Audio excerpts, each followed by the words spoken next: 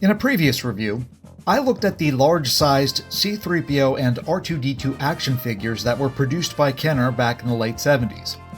This review covers the large-sized C-3PO and R2-D2 action figures that were produced by Hasbro in the 90s and how they stack up against their Kenner predecessors.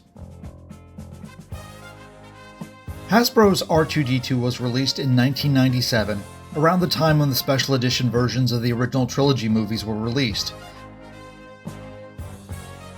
Hasbro's R2-D2 matches the dimensions of the MPC R2-D2 model kit that was first released in the late 70s. It's almost as if Hasbro used the same mold as the model kit to produce this action figure. It has no opening panels and doesn't make any noises, but its head does rotate and it includes a retractable third leg.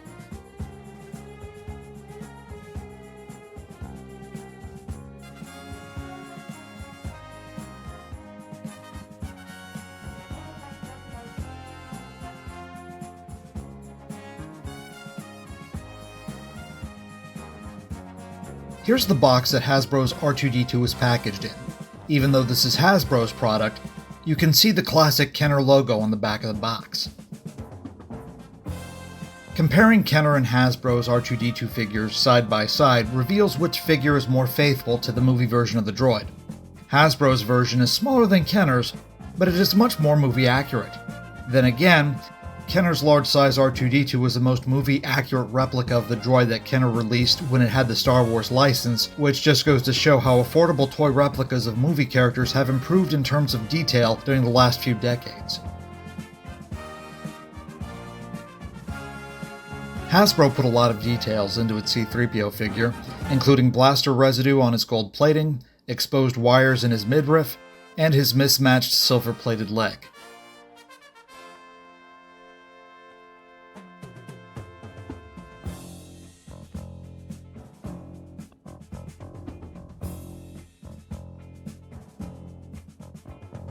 He has joints in his neck, shoulders, waist, and hips, as well as limited movement joints in the knees and ankles. Oddly, the hip joints in this figure are cut at an outward angle, the same as the Kenner version. An added feature for this version of C-3PO is that it can be disassembled into various parts, so fans can recreate all of the times that the droid was damaged in the movies. The figure also comes with a netted backpack that's similar to the one used by Chewbacca to move the damaged droid around Cloud City in Empire Strikes Back. I couldn't tell you if the backpack actually fits on the Hasbro Chewbacca figure, since I don't have one. I got my Hasbro C-3PO as part of the C-3PO Tales of the Golden Droid box set, which was part of the short-lived Star Wars Masterpiece Edition series of box sets. 3 of these sets were released to coincide with the release of The Phantom Menace in 1999.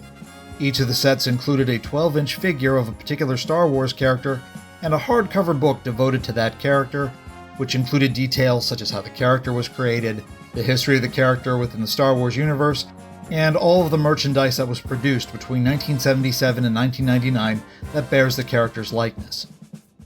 The book that comes with this box set is pretty nice. It's a glossy hardback book with plenty of photos and details about how C-3PO was brought to life on the silver screen, although its in-universe history of the droid is definitely out of date by now. Kenner and Hasbro's C-3PO figures are the same size, although Hasbro's figure has more points of articulation and has more screen-accurate details in its sculpt. Putting the droid figures together into their respective pairs shows that Hasbro did a better job at recreating the droid's details, although its R2-D2 is not quite to scale with the C-3PO figure.